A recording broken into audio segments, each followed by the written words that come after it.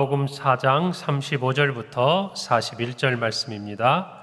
신약성경 59페이지 마가복음 4장 35절부터 41절 말씀을 저와 한 절씩 교독하시고 마지막 절 합독하겠습니다. 그날 저물 때에 제자들에게 이르시되 우리가 저편으로 건너가자 하시니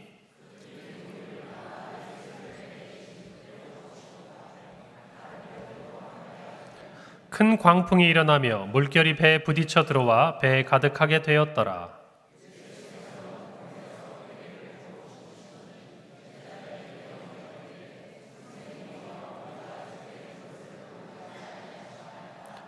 예수께서 깨어 바람을 꾸짖으시며 바다더러 이르시되 잠잠하라 고요하라 하시니 바람이 그치고 아주 잔잔하여지더라.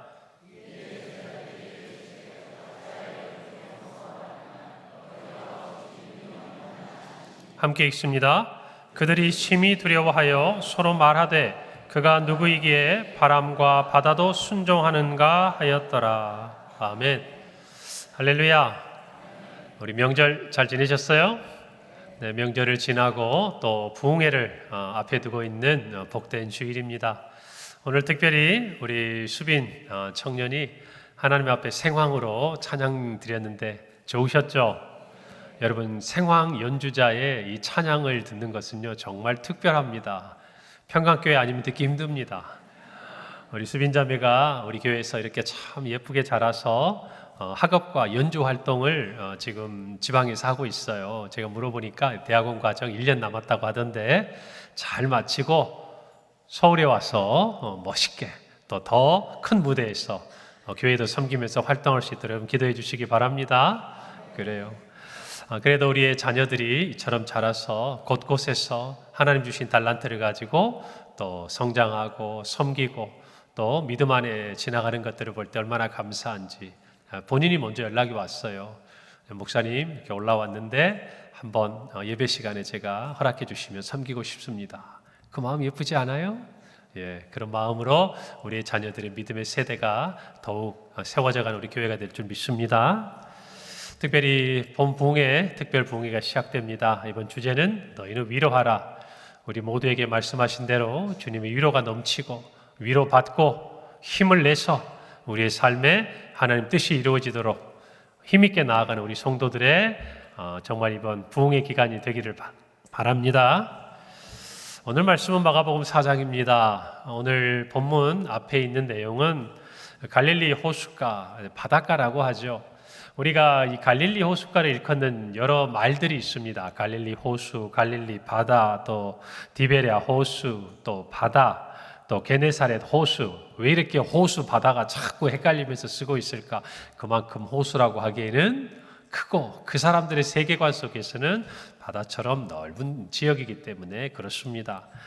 예수님께서 이 바닷가에서요 배를 띄우시고 사람들이 모여들었을 때 천국에 대해서 하나님의 나라에 대해서 가르쳐 주셨어요. 그러다가 날이 저무니까 제자들에게 이 호수 건너편으로 가자라고 배를 타고 이동하시는 일에 오늘 우리가 읽은 사건이 일어난 것입니다.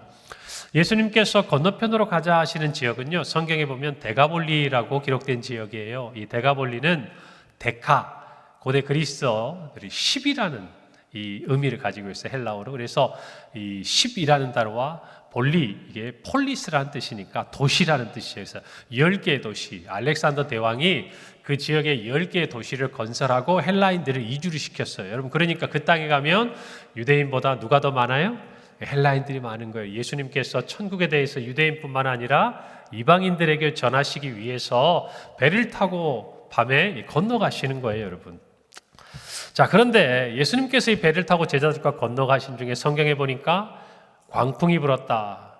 큰 바람이 불었다 그 말입니다. 여러분, 큰 호수 위에서 이렇게 바람이 불면 물결이 일어나고 굉장히 위험해지죠. 배가 침수하고 파손될 위기에 처한 겁니다. 여러분, 조금 전에 말씀드린 대로 갈릴리는 큰 호수예요. 세로가 무려 4.8km, 5km 가까이 됩니다. 그리고 가로가 한 11.2km니까 여러분 타원형의 얼마나 큰 이 호수를 가리키고 있겠습니까? 그런데 해수면보다 이 호수 지면이 낮아요. 그리고 이 갈릴리 호수 주변이 다 산으로 둘러싸여 있는 분지 형태예요. 그러니까 바람이 불어서 위에서 산을 타고 아래로 호수를 내려오면 이게 기류가 상승작용을 일으키면서 큰 바람이 돌풍처럼 붑니다. 그때 갑자기 호수에 이렇게 큰 광풍이 불어올 때가 종종 있다는 것이죠. 여러분, 이 배를 이끌어가는 제자들 중에 상당수는요, 이 갈릴리 호수에서 정말 뼈가 굵은 어부들이었어요. 그러니까 사실은 이 바다에 대해서, 이 호수에 대해서 너무나 잘 알고 있던 사람들. 고기는 밤에 잘 잡힌다. 그리고 이와 같은 광풍은 오후 시간대에 보통 불어오고 그 시간이 지나면 호수가 잔잔하게 그냥 흘러간다라고 그들은 너무 잘 알고 있었어요. 그래서 날이 저무니까 그들이 배를 타고 건너간 겁니다. 어떤 징조도 발견할 수가 없었던 것이죠. 그런데 갑자기 바람이 분 거예요. 광풍이 불어온 것이죠. 제자들이 도저히 다스릴 수가 없는 거예요. 결국 예수님께서 배 고물, 오늘 성경에 고물이라고 이야기한 것은 배 뒤쪽에 있는 선미 부분을 가리킵니다. 그곳에서 예수님께서 주무시고 계시는데 그 예수님을 깨웁니다. 예수님, 선생님, 우리가 죽게 되었습니다. 우리를 돌보지 않으십니까? 그때 예수님이 일어나셔서 바람과 바다를 꾸짖으시며 잠잠하라, 고요하라 말씀하시니까 어떻게 됐다고 성경에 기록돼요? 바다가 잔잔해졌다라고 성경이 기록하고 있습니다. 여러분, 오늘 이 갈릴리 호숫가 위에서 일어난 한 사건을 보면서 우리의 삶이 참 이와 같은 때가 있다라는 생각을 하게 됩니다. 우리는 종종 우리 인생을, 삶을 바다에 비유하는 문학적인 표현들을 접하곤 해요. 대문어인 괴테는 이런 말을 했습니다. 인생은 바다와 같아 항해하는 자만이 그 의미를 안다. 그럼 무슨 말이에요? 깊은 바다는 잔잔하고 흘러가는 것 같지만 또 그곳에 바람이 불고 태풍이 불고 풍랑이 일면 어떻게 될지를 몰라요. 눈에 보일 때는 잔잔한 것 같지만 그 밑으로 수많은 일들이 일어나고 끊임없이 흘러갑니다. 멈추지를 않아요. 우리 인생도 마찬가지죠. 끊임없이 흘러가요. 머물러 있지 않는 것이에요. 그리고 그 인생이 시간이 지나가고 흘러가고 살아가면서 우리는 우리의 인생의 의미를 깨달아 가는 것이에요. 맞습니까? 여러분, 그래서 우리 인생은요, 마치 잔잔하다가도 언제 풍랑이 불어올지 모르는 바다 위에 떠 있는 작은 배와 같아요. 다시 한번 말씀드릴게요. 우리 인생은 잔잔한 것 같지만 언제 풍랑이 불어올지 모르는 바다 위에 떠 있는 작은 배와 같아, 그 말이에요. 끝도 없이 넓고 깊은 바다에 떠 있는 배 한 척, 그것이 우리 인생이에요. 그 바다 위에서 우리는 한없이 작고 나약한 존재일 수밖에 없어요. 그래서 우리의 인생 가운데 평안한 시간, 잔잔한 파도를 지나가면서도 우리 마음 한켠에 있는 불안감을 감출 수가 없는 거예요. 왜냐하면 언제 우리의 삶에 풍랑이 불어올지 모르기 때문이에요. 또 하나, 그 풍랑이 불어올 때 우리가 그 풍랑을 다스릴 능력 또한 없다라는 것을 잘 알기 때문이죠. 예상치 못한 풍랑이 우리 인생 가운데 찾아왔을 때 우리는 어떻게 극복해야 할까? 예수님은 오늘 제자들에게 말씀하시면서 그 비결을 가르쳐 주십니다. 바로 믿음이에요. 40절입니다. 이에 제자들에게 이르시되 어찌하여 이렇게 무서워하느냐? 너희가 어찌 무엇이 없느냐? 믿음이 없느냐라고 말씀하세요.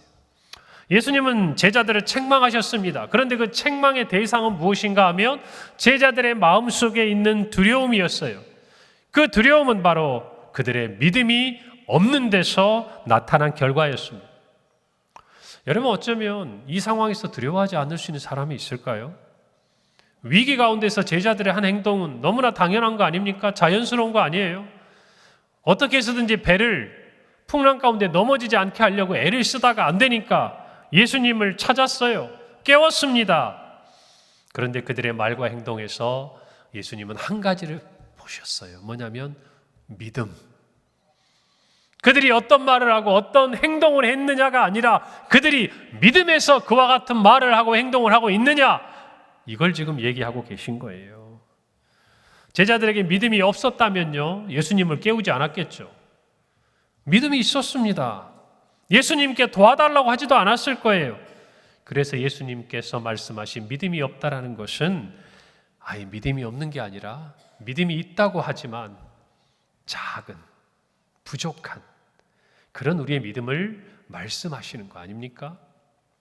이 풍랑을 이겨내기에는 자아가 보이는, 부족해 보이는 우리의 믿음에 대해서 예수님이 말씀하는 거예요. 이 사건을 같이 기록하고 있는 마태복음 8장 26절에서 예수께서 이르시되 어찌하여 무서워하느냐? 믿음이 작은 자들아.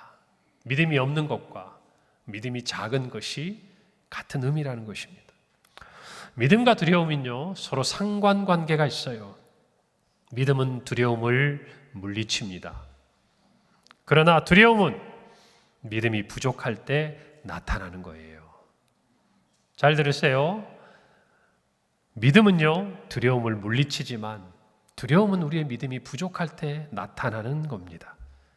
더군다나 인생의 풍랑이 불어오는 그 앞에서는요, 우리의 믿음의 미천이 드러나게 돼 있어요.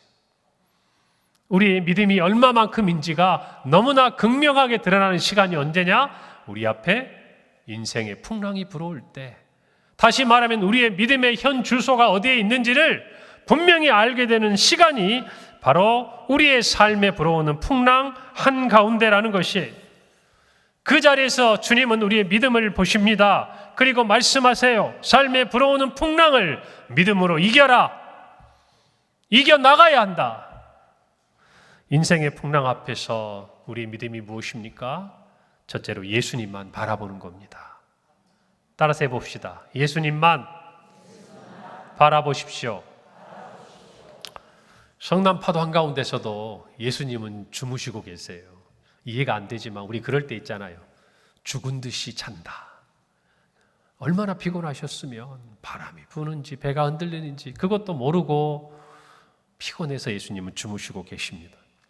이것을 아는 제자들은 풍랑 앞에서 살기 위해 최선의 노력을 다합니다. 그런데 그들의 힘으로 할 수 없는 상황이 다가온 거예요. 이제 배가 파손되고 배가 가라앉을 위기가 찾아왔습니다. 그때 그들이 할 수 있는 방법이 뭐죠? 하나예요. 예수님을 깨우는 거예요. 그래서 예수님께 이 상황에서 벗어나도록 도와달라고 구하는 거예요. 제자들이 그렇게 했어요. 오늘 38절에 보니까 예수께서는 고물에서 베개를 베고 주무시더니 제자들이 깨우며 이르되 선생님이여 우리가 죽게 된 것을 돌보지 아니하시나이까. 예수님을 깨웠는데요, 그들의 생각 속에서 그들과 예수님은 이미 죽은 것과 같아요. 그래서 제자들은 이렇게 말합니다. 선생님, 우리가 죽게 된 것을 돌보지 아니하십니까? 이제 예수님을 깨웠는데 그들은 말해요. 예수님, 왜 우리를 돌보지 않습니까? 그들은 주님을 바라보고 있지만 그들 앞에 놓인 풍랑 앞에서 어쩔 줄을 모르는 거예요. 그들의 눈은 지금 예수님을 바라보고 있고 그들의 입은 예수님, 우리를 도와주세요 라고 이야기하고 있고 그들의 손은 예수님을 흔들어 깨우면서 지금 위급해요 라고 예수님을 향해 있지만, 그보다 더 큰 것은 그들의 마음은 눈앞에 불어오는 바람과 파도에 휩싸여 있고요, 그들의 입술은 예수님을 원망해요. 우리가 죽게 되었어요. 왜 우리를 돌보지 않습니까? 그들의 손은 예수님을 붙잡고 있지만 그들의 몸은 떨고 있는 거예요. 두려움으로. 그것은 예수님만 바라보는 것이 아니에요. 환경을 바라보고 예수님을 보고 있지만 두려움 가운데 떨고 있는 것이죠. 그것이 그들의 믿음 없음이었어요. 그래서 예수님은 그들을 책망한 거예요. 여러분 마태복음 14장에 보면요, 예수님께서 무리를 걸어오시는 사건이 기록되어 있습니다. 예수님께서 기도하시려고요, 제자들을 먼저 보내셨어요. 그리고 그 갈릴리 호수 한가운데로 제자들을 찾아서 무리를 뚜벅뚜벅 걸어오시는 말도 안 되는 일을 행하셨습니다. 여러분 그때 유령인 줄 알고 깜짝 놀랐던 제자들이 예수님인 걸 알았어요. 그런데 그 중에 한 명이 아주 독특한 생각을 합니다. 누굴까요? 한 사람밖에 없어요. 베드로. 베드로가 이렇게 말합니다. 만일 주님이시거든 나를 명하사 물 위로 오라 하소서. 누구에게로 오라는 거예요? 배 위에서 지금 누구에게로? 예수님에게로 나를 오라고 명령하십시오. 여러분, 예수님께서 오라고 말씀하셨습니다. 그때 베드로가 물 위를 걸어갑니다. 그때 베드로의 눈에는 누구만 보였을까요? 누구만? 예수님만. 만약에 옆에 있는 바람과 또 일렁이는 물과 파도를 봤으면 이 말을 못하죠. 지금 눈앞에 물 위에 서 계신 예수님을 보니까 나로 이 물을 걸어서 예수님께 오라고 말씀해 주세요 라고 이야기하는 거지. 지금 출렁이는 물과 바람을 보면 베드로가 어떻게 거기서 예수님 나로 명해서 오게 해달라는 그 부탁을 할 수 있냐고 말이에요. 그때 베드로는 넋이 나간 거예요. 누구만 보인 거예요? 예수님만 보인 거예요. 그래서 그렇게 이야기한 거예요. 그런데 예수님이 오라고 하신 거예요. 그래서 걸었더니 어떤 일이 일어났어요? 물 위를 저벅저벅 걷게 된 거예요. 누가? 베드로가. 이런 말도 안 되는 일, 예수님이 걸어오신 것보다 더 놀라운 일이 일어난 거예요.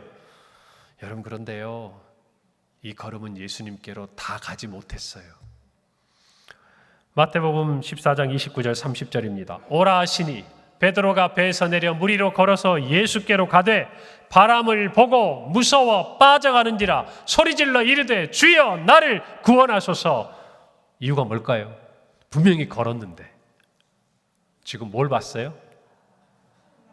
예수님을 보던 눈이 무엇을 보기 시작해요?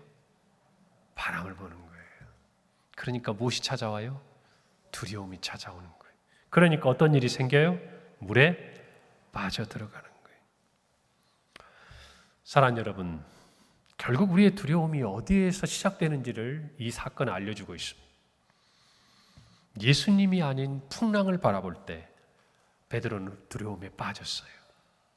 우리의 인생의 풍랑이 다가올 때 예수님만 바라보지 못하는 우리의 믿음이 있다면 우리는 그 두려움으로 빠져들어갈 수밖에 없는 거예요. 여러분, 그런데요, 여기서 그치면 안 돼요. 반전이 있어요. 우리가 반드시 알아야 할 것이 있어요. 뒤집어서 생각해 보면 어떤 풍랑에서도 누구만 바라보면, 다시 한번 묻습니다. 어떤 풍랑 가운데서도 누구만 바라보면? 예수님만 바라보면 우리는 베드로와 같이 풍랑을 넘어 물 위를 걸어 예수님에게 갈 수 있다는 것을 믿으셔야 합니다. 오늘 이 사건은 베드로의 실패로 끝나서는 안 돼요. 우리 모두가 예수님만 바라보고 갈 수 있다면 우리는 물 위 아니라 그 어디를 걸어서라도 그 풍랑을 지나갈 수 있다는 것을 믿으셔야 돼요. 할렐루야. 이것이 오늘 말씀을 통해 우리에게 가르쳐 주시는 하나님의 메시지예요. 제자들이 풍랑 속에서 느낀 그 두려움의 본질은 뭐죠? 죽음이었어요. 선생님, 우리가 죽게 된 것을 돌보지 않으십니까? 우리 인생의 풍랑이 죽음이라는 그림자와 함께 오면요, 우리는 아무것도 하지 못해요. 그 두려움은 실로 경험해보지 않은 사람은 이해할 수가 없어요. 그 두려움 앞에서 모든 것이 멈춰서 버려요. 마비돼 버려요. 베드로가 걸어가다가 그 바람을 보고 자신이 죽을 것 같은 두려움에 빠지니까 한 걸음도 내딛지 못하는 것처럼, 그 물에 빠져들어가는 것처럼 저와 여러분도 우리의 인생의 풍랑 앞에서 그 두려움에 휩싸이면, 죽을 것 같은 위기 가운데 빠져들면 아무것도 하지 못해요. 여러분, 그런데 여기서 끝나는 게 아니에요. 반전이 있다니까요. 뒤집어 생각해야 된다니까요. 반대로 죽음에 대한 두려움을 극복하면 어떤 일이 일어날까요? 우리 안에 그 어떤 두려움도 이겨낼 수 있다는 거예요. 여러분, 제자들이 그것을 증명했어요. 예수님이 십자가에 달려 죽으실 때 제자들 어떻게 했나요? 어떻게 했어요? 예수님 십자가 밑에 다 모여서 기도했습니까? 다 어떻게 했어요? 다 도망갔어요. 다 뿔뿔이 도망갔어요. 왜요? 죽을까 봐. 그런데 그들이 변화됐어요. 자신을 죽이려고 했던 그 사내들인 공회, 예수님을 잡아 죽였던 그 사내들인 공회 앞에서도 당당하게 외칩니다. 천하의 구원을 얻을 만한 다른 이름을 예수 그리스도 외에는 주신 일이 없다고요. 그들은 죽기를 각오합니다. 아니, 순교합니다. 스데반 집사를 보세요. 죽는 그 순간까지도 죽음의 두려움이 아니라 그가 가진 영생의 소망 안에서 그는 하나님 품에 안겨요. 차이가 뭘까요? 그들이 예수님을 만난 거예요. 어떤 예수님? 죽음을 이기신 예수님. 어떤 예수님? 죽음에서 부활하신 예수님. 사망 권세를 이기신 예수님을 만나기 전에는 죽을까봐 뿔뿔이 흩어졌던 제자들이 예수님께서 죽는 것을 분명히 보았는데 그 예수님이 부활하신 것을 보자 여러분, 그들이 죽음의 두려움을 이긴 거예요. 할렐루야. 그리고 그 죽음의 두려움을 이기니까 이 세상의 그 무엇도 제자들의 발걸음을 막을 수가 없었던 거예요. 여러분, 이것을 저와 여러분이 깨달아야 돼요. 부활하신 예수님을 바라보고 부활의 신앙을 품고 성령의 충만한 가운데 거하면 우리는 어떤 어려움도 극복할 수 있다는 것이에요. 이 믿음이 우리에게 있다면 우리 앞에 불어오는 인생의 풍랑 앞에서도 우리는 죽음을 두려워하는 것이 아니라 죽음의 두려움을 넘어서 하나님의 능력과 하나님의 보호하심을 체험할 수 있다는 거예요. 이것이 우리의 믿음이에요. 예수님 말씀하셨습니다. 요한복음 11장 25절 26절 예수께서 이르시되 나는 부활이요 생명이니 나를 믿는 자는 죽어도 살겠고 무릇 살아서 나를 믿는 자는 영원히 죽지 아니하리니 이것을 내가 믿느냐? 여러분, 뭐라고 대답하실 거예요? 내가 믿습니다.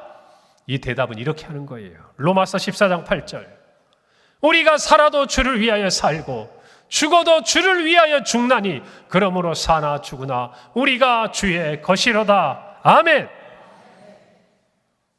예수님만 바라보는 사람에게 나타나는 고백이에요, 여러분. 그 고백 앞에서 두려움은 힘을 쓸 수가 없어요.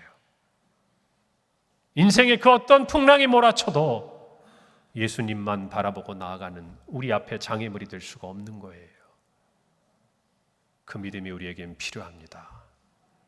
여러분의 인생에 풍랑이 찾아오고 있습니까? 바람이 불어오고 있습니까? 부활의 주님을 바라보십시오. 부활의 주님을 바라볼 때 우리의 모든 두려움은 믿음의 확신으로 바뀌게 될 겁니다. 할렐루야. 두 번째로, 인생의 풍랑 앞에서 우리는 예수님의 능력을 체험해야 돼요. 오늘 39절에 보니까 예수께서 깨어 바람을 꾸짖으시며 바다더러 이르시되 잠잠하라 고요하라 하시니 바람이 그치고 아주 잔잔하여졌다라고 말합니다.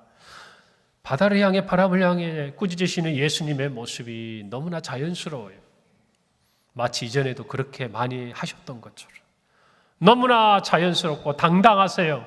그리고 예수님의 그 말씀대로 바다가 잔잔해졌어요. 아주 잔잔해졌어요. 하나님의 아들이신 예수 그리스도만이 하실 수 있는 능력을 보여주고 계신 거예요. 어디에서? 풍랑이 이는 갈릴리 호수 한가운데서. 여러분, 그래서 우리 인생에 풍랑이 불어올 때는요, 능력의 하나님을 체험하는 시간이에요. 할렐루야. 여러분, 이것을 분명히 알아야 돼요. 예수님은 제자들에게 갈릴리 호수 한가운데서 광풍을 잔잔하게 하심으로 예수님이 누구신지를 보여주셨어요. 이 말은 다시 말하면 이런 뜻이에요.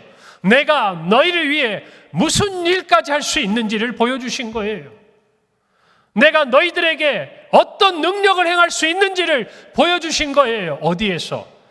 풍랑이 이는 갈릴리 호수 한가운데서, 잔잔한 호수 위에서, 그리고 들판에서, 평지에서, 산지에서는 볼 수 없는 것, 행하시지 않는 하나님의 능력이 지금 어디에서 나타납니까?